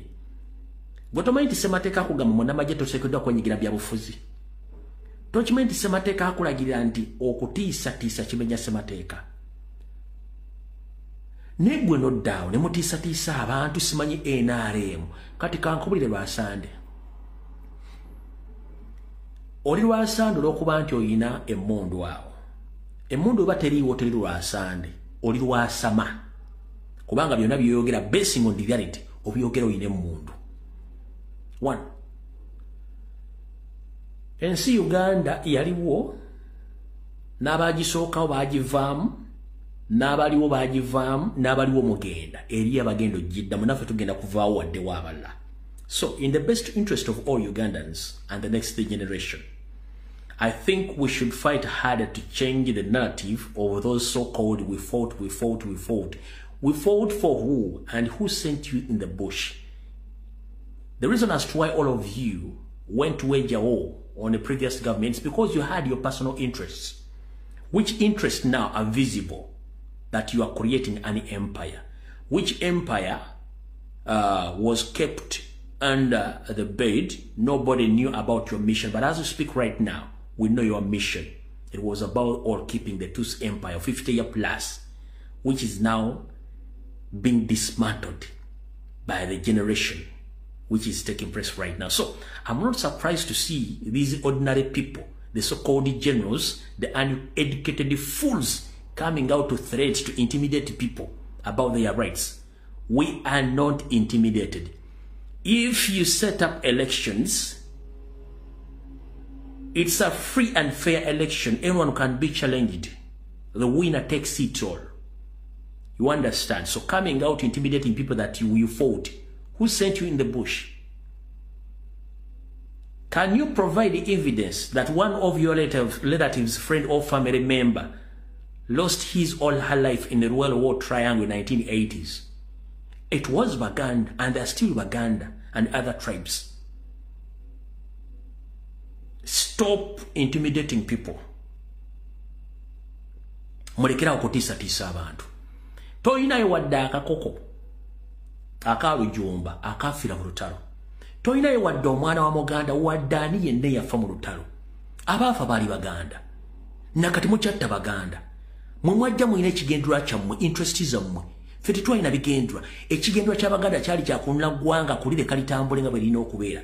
Mwe mwateekawo okulonda. Okulonda kitegeeza nti mugenda mu open debate ne mukubaganya ebirowoozo. Asinga ebirowoozo yagobawo obululu. Bwembanga temwagala bogera konti mwalwana. Okulonda mukujjeewo as simple as that. But provided omuntu yenna ayo buli muntu yenna azaalibwa alina okwogera.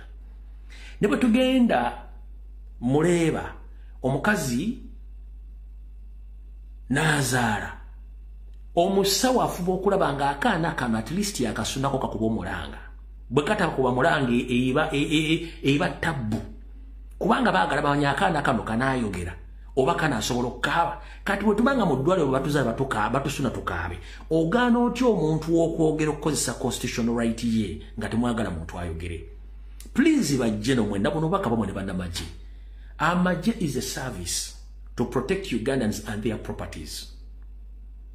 It's not a personal entitlement. Anyone can become a serving officer, either in prison, in police, or in army. It's not an entitlement that it's your family to come out to intimidate people. No! Anyone can become a soldier. The reason as to why now there is that there are so many Banyarwanda who have got involved in the army because it's high time to come out to show the public that now we are into dynasty, we are under occupation. But previously, you were hiding that you are not interested in the 250 master plan. Right now, it is visible that you are carrying something beyond our understanding. But right now, we know exactly what is taking place. So intimidation, it won't work. And you are just remaining with a few years to live with this planet Earth. Whatever you're talking is going to be on record. I don't know whether you have kids or you have grandchildren. They will suffer because of your stupidness or your madness.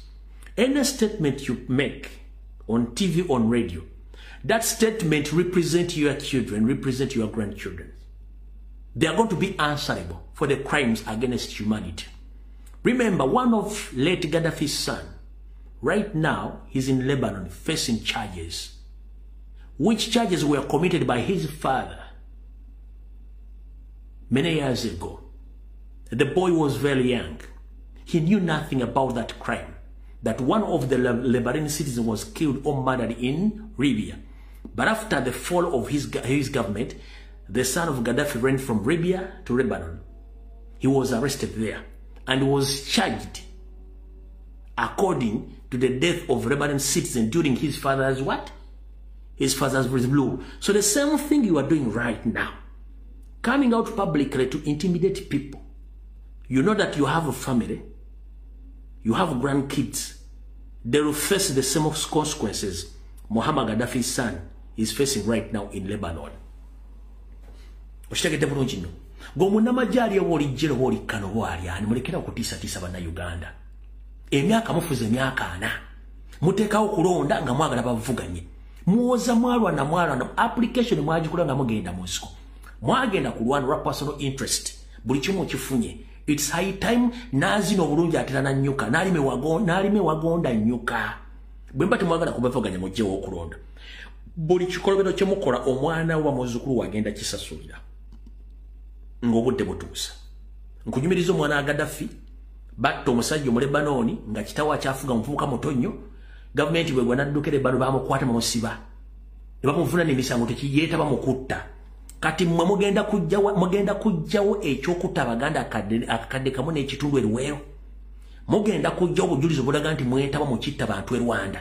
Mugenda kujjawo ekitta bantu ekyali Kenya, South Sudan, Somalia, Congo. Mugenda kujjawo ekitta bantu ekyali mu Buganda ekya Operation Wembule. Bwe mwattira bakadoogo bonna abaali basimatusa olutalo lw'ekinaana. Mugenda kujjawo records ezo. Kamba buulire mwenna muddemu amagezi. Operation Wembule teyateekebwawo nti yali enoonya babbi. Operation Wembule yateekebwawo ng'enoonya abaana bonna Abaganda abaali bavudde mu nsiko abaasimatuka bakadoogo. Bonna ne babanyiga omu ku omu. Kubanga bali bakimanyi nti abaana bakyalina emmundu ate balina skills, famire zaabwe zaali zittiddwa nga balina okwerwanako okufuna obugagga bano baawamba. Kankujjukize ennyumba zonna eziri mu Kampala ez'ebbeeyi z'olaba nti eno ya Major Gundi, eno ya General Gundi zaalina bannyinizo Abaganda. Bonna abasajja baaziwamba mu Kampala, ngambye mu Kampala n'Entebbe strictly Kampala n'Entebbe. Buli nyumba zolaba nga z'amaanyi ng'oziraba nkadde ziruddewo zayina bannyinizo babatugumbula efa bene bazisaanye ne batwala amayumba ago. Mulimu Kampala mukadde, mulimu Mengo, mulimu Makerere, gende Kollo, gende Muyenga, gende Ntinda, genda ku Gabalodi, genda buli wamu wonna womanyi ebifo eby'ebbeeyi amayumba agalimu gonna bannyinigo babatugumbula. Bano batwala ki? Ne batwala ebintu. Amataka ne batugumbula. Ne batwala ebintu. Mulowooza nti abantu bano tebalina kuba relatives.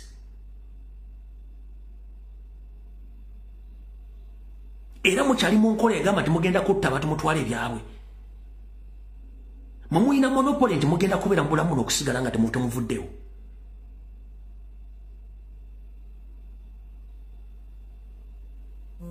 Notta omwana, notta kitaawe, notta nnyina, notta n'abooluganda. Mubalumba ne mu diaspora ne munyiga omu ku omu.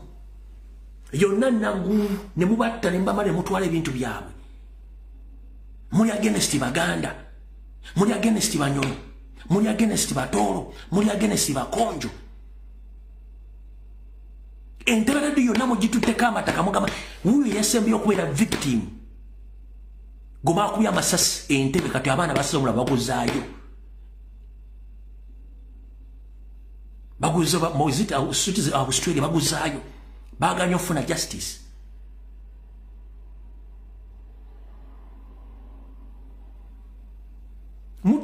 Zonna 7 Hills ezikola Kampala kwaliko bannannyini mataka babatta. All the 7 hills of Kampala were occupied by Baganda. Rich Baganda, they were massacred. And those government officials took over their properties. Obusozi musanvu wonna obwa Kampala, abagagga Abaganda baaliko, Abatoolo, Abanyolo, Abalugwala bonna baaliko, babasaanyawo, abasajja bano batwala ebintu byabwe. Let nobody lie to you. Even those called retired generals, they still own those properties. Abawumula amagye, simba banamagisa muntu, simba batini efunza, baani bonna, they are still owning those properties bakyazirina. In their names. Bakina mama Mbabazi. Basamo kuteesa. Baani. Buli kimba kirina amataka bagalina gonna n'amayumba g'abantu. Gwokimanyi nti amataka agali mu Kampala mukono wa Kiso. Kino kankikunyonyo kigenda kujja enviri ku mutwe. Amataka agali mu Kampala mukono wa Kiso Entebbe. Ezo areas nnya. Mutefe Trust Bank babbiramu ebyapa awo mu 7. Ne tugenda mu Uganda Commercial Bank UCB ne babbiramu ebyapa. Ne tugenda mu Greenland Bank ne babbiramu ebyapa. Ne bank ende bagenda babba ebyapa by'abantu ng'abitwala. Yensonga lwaki olaba abantu bonna mu Kampala mukono wa Kiso buli omu azunga abantu tteka ettaka ate naakola ki? Kubanga be balina bwe kimu. Bulijjo tomanyi lwaki Museveni yakola campaign posting gaba we are protecting our gain. Those are their gains. They have looted that nation. Babye gwanga ba protecting nga babye. Ba protecting nga babye.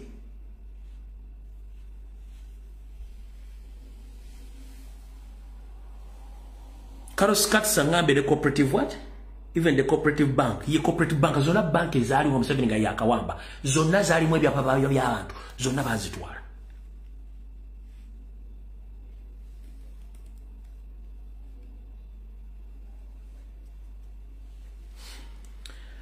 Kati eyo tovuddeyo webintu biwanvu nnyo bikwasa n'obusungu mwana. Bikwasa n'obusungu. Gwatamanyi history wa Uganda na politics wa Uganda. Bwankulanga oyogera ebiwoziwozi by'ekisiru ku social media mpulira obusungu mwetemanje tujja busungu. Kankunyonyero katono. Economy ya Uganda yonna yali ebesinze kuba na Uganda kati economy ya Uganda ebesinze ku China na mu Yindi. mu Ethiopia, mu Eritrea, mu Somalia. Bannayuganda abajje mu business. Waliwo key businesses ezali ziyimiddeko economy ya Uganda nga zikontrolingibwa Baganda.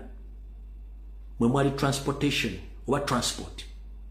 Era bazitanga basi za Baganda. Waki waliwo basi za Baganda? Waliwo cooperatives. Zonna ezisinga obungi zaali za Baganda. Abaganda balina ebyuma by'emmwanyi buli luguudo olufuluma lulingira Kampala. Kwaliko ebyuma by'emmwanyi ebitasukka by'emmwanyi 10.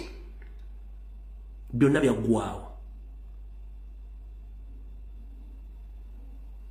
Abaganda baalimanga. Abaganda baasuubulanga. Amasomero agali gasinga obungi gaali g'Abaganda. Bakasolerwanga n'abalala. Bonna baabadde bavuwaza. Bwetwogera ku politics ne history wa Uganda mu Uganda. Nosa omwana ng'asinika ebinyo ku social media yogera bitakwatagana. Abantu balina obulumi, abantu basirise. Nkubuuza Uganda almost eyina million ezisukka wansi w'ennya ku kitundu bannayuganda baafuluma eggwanga mu nsi zonna. Million 3 n'ekitundu zonna z'Abaganda. Nkubulira abantu abakuze so si bana abaana bazadde myaka 6, 8, 10. Million 3 n'ekitundu zonna z'Abaganda. Kiki ekibaddusa ensi yabwe batabuseeko nenga kigenderere.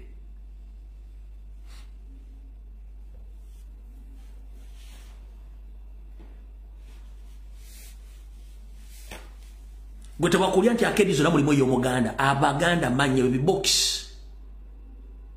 Busoga ye yali industrial park ya Uganda. Jinja yali industrial park ya Uganda nga kyetuva amasomero gonna ogenda okulambula abaana bonna. Tusasula akasente katono basi ne zitukima ne tugenda tunywa soda tuli eberenge ne tukola buli kimu ne tuva nga twetisse nodda ku snodde waka ne baga twagenze kulambula ng'ogenze kulambula. Busoga kyatuka ku Busoga yali industrial hub ya Uganda. What went wrong ku Busoga? Because of the poor leadership ne system yabwe y'okwavuwaza abantu.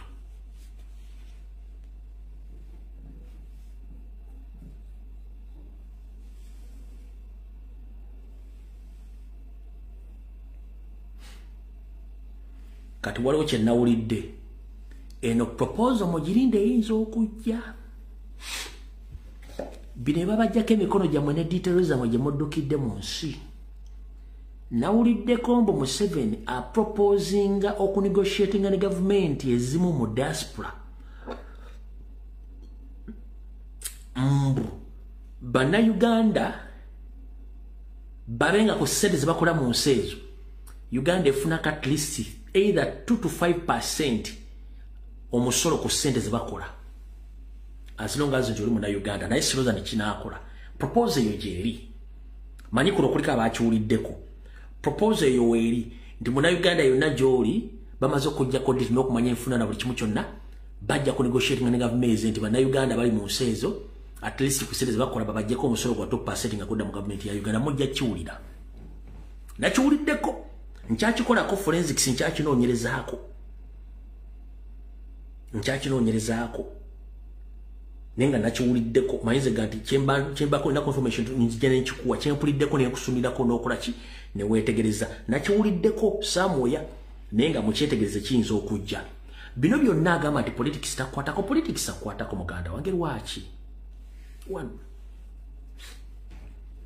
Buli kintu kyonna ekiyitibwa nti oli munnayuganda, that means you are property of the Republic of Uganda.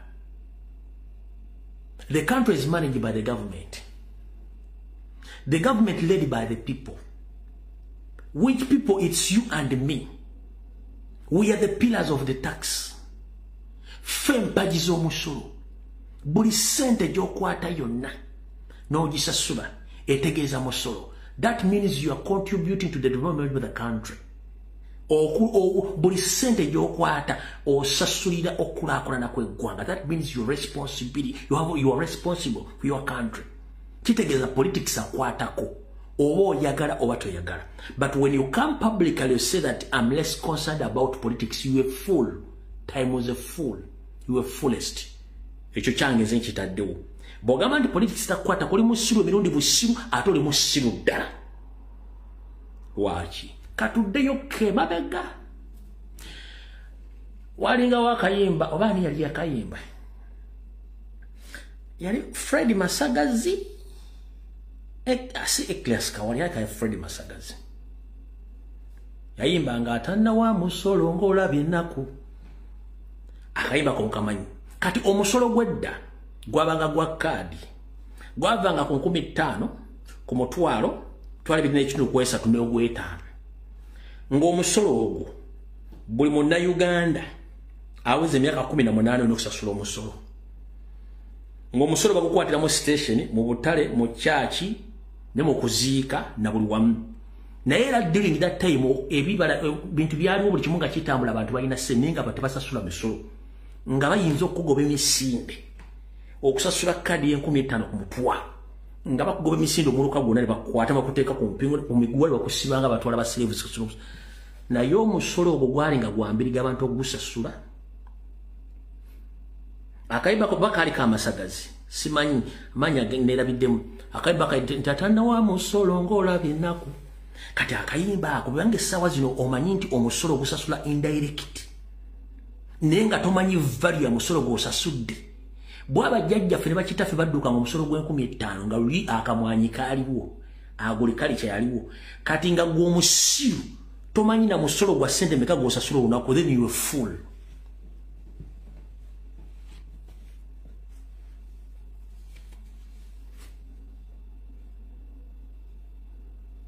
oli musiru emirundi busiru taimozi busiru lwaki nazi kuno omusolo basasulanga gwa 15 ku mutwalo ku kitundu kwesatu yes Fred Masagazi wabale nyo olega kana Fred Masagazi yimba tatana omusolo ng'olabye ennaku omusolo gwabalanga gwa mbirigo nga bakazi tebasasula omusolo ebiseera bya omusolo gwabiranga wabasajja bokka kasozi emyaka 18 okujja gusasula boya bato yagala nengo ogenda okulya ku macha kwato yo yawuya omusolo gwa 10 ku mutwalo gwa 13 ku mitwalo 3 nga abantu ng'emisinde gibera ku kyalo nga bakutwala kugombola paka lunda sasula omusolo naye kati osanga yembaata yaneti ng'olunaku sente zafulumya okugula products bw'ogatta omusolo oguli ku buli product gya buli kintu kyaguze manyinyabo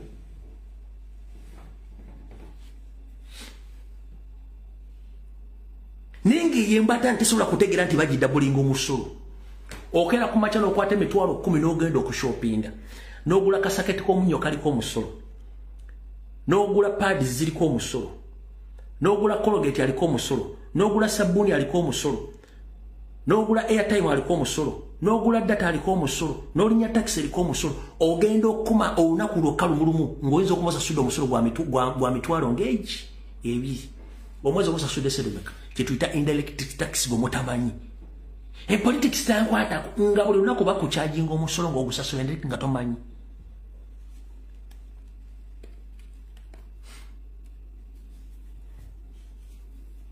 nosasula ne value added tax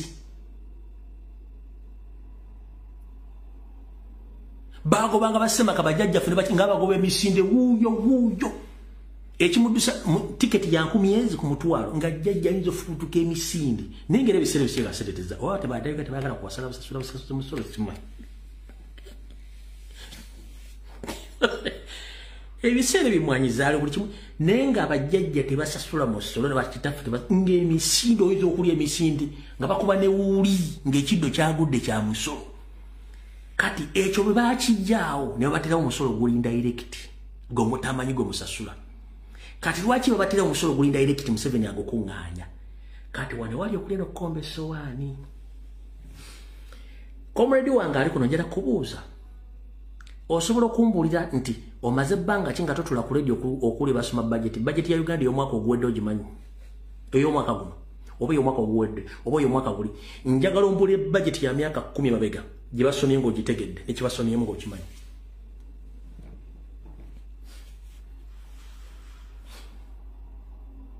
njagala ombuulira budget ya Uganda gye basomye 10 years ng'ogimanyi wabula Museveni kyeyakola kiri bwe kiti mu budget z'abadde asoma zonna alinnyisa ebintu byonna talinnyisa mwenge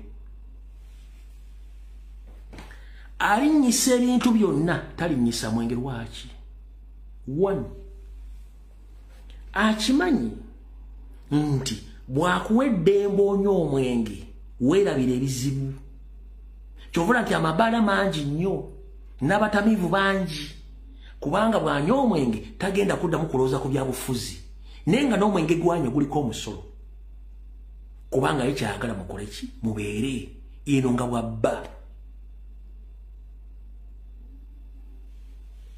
kati muganda wange todde onogamba musolo sitekwatako ensi ekkwatako ensi ekkwatako bulungi nnyo mbaze politics tankwatako buli lw'okwata wallet n'ogijjamu ssente n'ogula ekintu oba osasudde omusolo buli lw'okwata ssente n'ogula ekintu oba osasudde omusolo ng'obadde okimayinire nti gw'osasula walandiro kuliko omusolo obadde okimanyi oba tokimanyi okera kumakya n'osindika ebinnyo ng'osenya akasenya kaliko omusolo ne kologeti aliko omusolo obadde okimanyi ng'obadde okimanyi n'amazzi g'onywa agattaapo galiko omusolo obadde okimanyi n'amasannyalaze g'osasula galiko omusolo tivi gy'osasula eriko omusolo data gw'ogula aliko omusolo mobile money okuzidoonya mobile money n'okusindika mobile money nti osasula omusolo tubikunyonyolera okwo bitegeere nti osasula omusolo politics akwatako.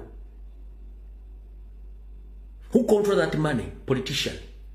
Ani alonda politician eggwe kyekiteesawo okulonda kuba politician ya controllinga ssente zo n'omulaba nga atambuza omuntu nze politics tankwatako. Mujja bitegeera mpola mujja bitegeera ku kifuba mujja bitegeera.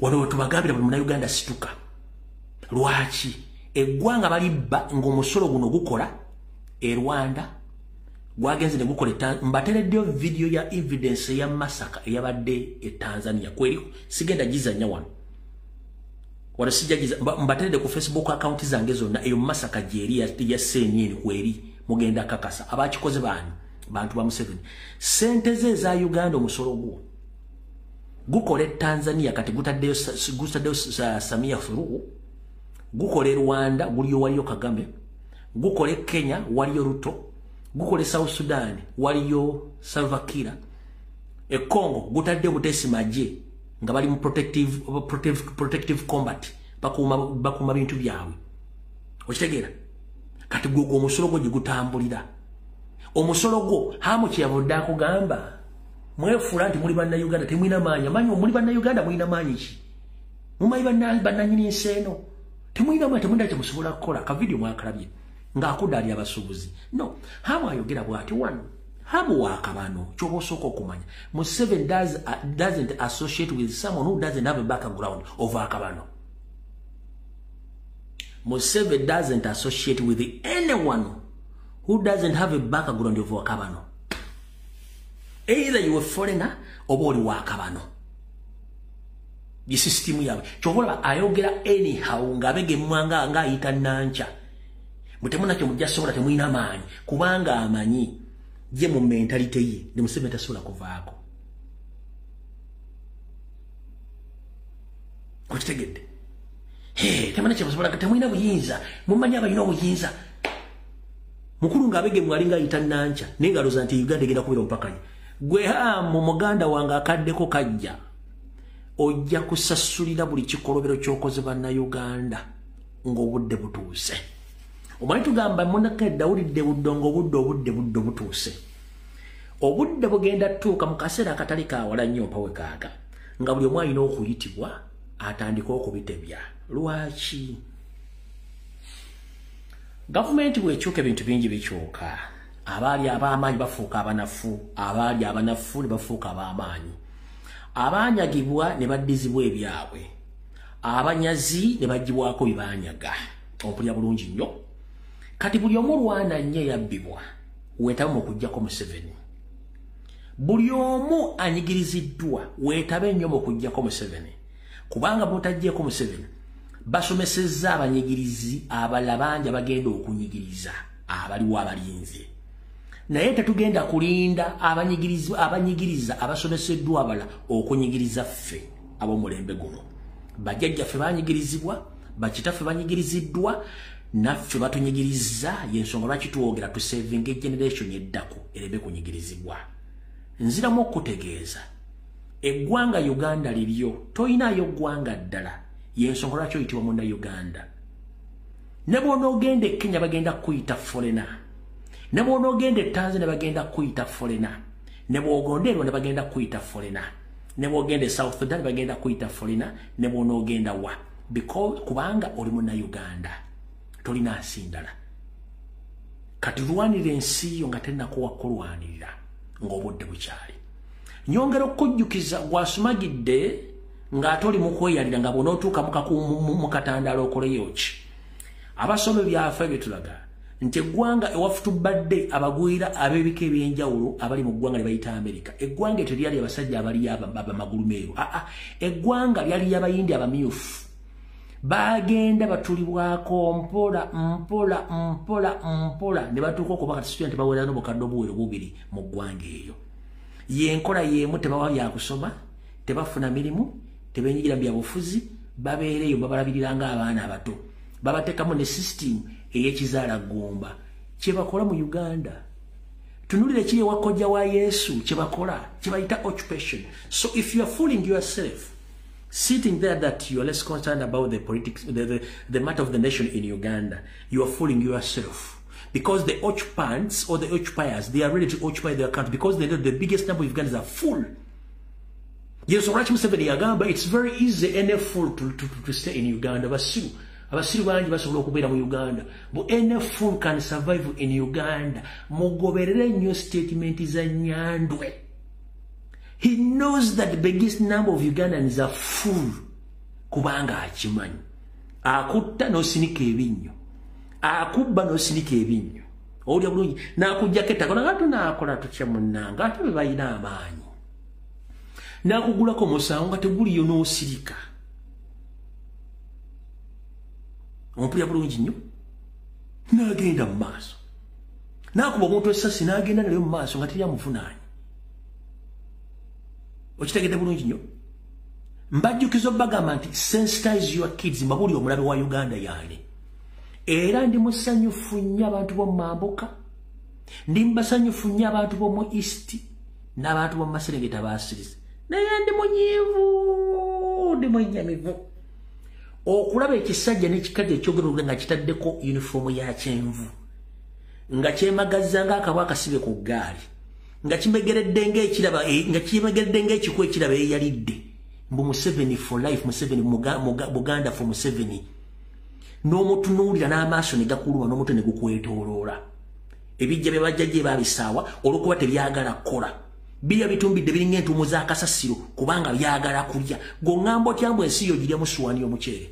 N'ogyambala mu t-shirt mukuba otegera bulungi nnyo. Ensi nnene okusinga ffe. Ekikuyisa foreigner mu nsi gy'oba ogenzemu kubanga you are not supposed to be there. The country you are living in right now, you're holding that passport.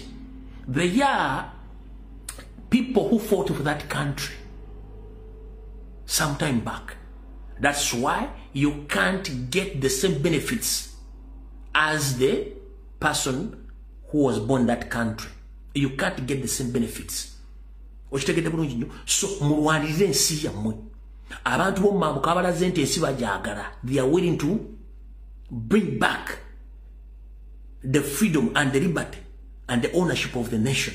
Niyo osanga ebikazi Biganda kirimu kutambuza n'omutwe. Era Museveni abeerewo. Museveni abeerewo. Otegera bulungi nnyo.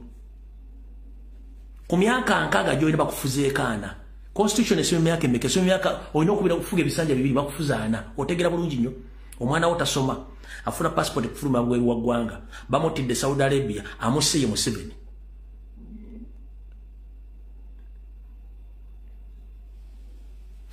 Otuuka otya okuba Omuganda kati ng'osula ku fuuti 12.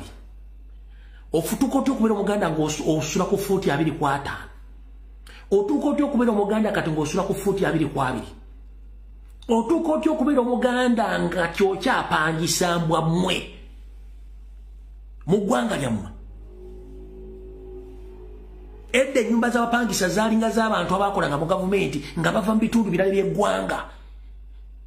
okupangisa tegwali muze gwa baganda no kubanga abaganda lwaza nga myaka 18 wali osajja kudde kuba kitawe yakutemeranga ku kibanja oba wagenda nga nosaka ne weegulira kubanga ettaka lyali langa lya isi era nga omuganda asinga okubeera n'ettaka eddono ng'alina ekg omuganda omuvubuka embulabulevu ng'alina ekg emu kati mugula fuuti 2 abaganda mugula fuuti 2 kwa 5 5 kwa 5 mu Buganda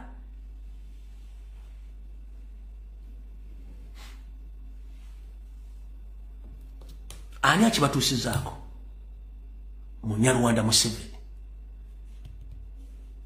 video wedde tujja senkana ku Sande mweraba awulidde ng'onyiize obutwa bwa rais n'omugwa gwa rais osobola okugweyimbamu ogwa Kabugu tunakuzika ku dakiika ezidda kufe tugenda mu Uganda apya mukama bakumire mweraba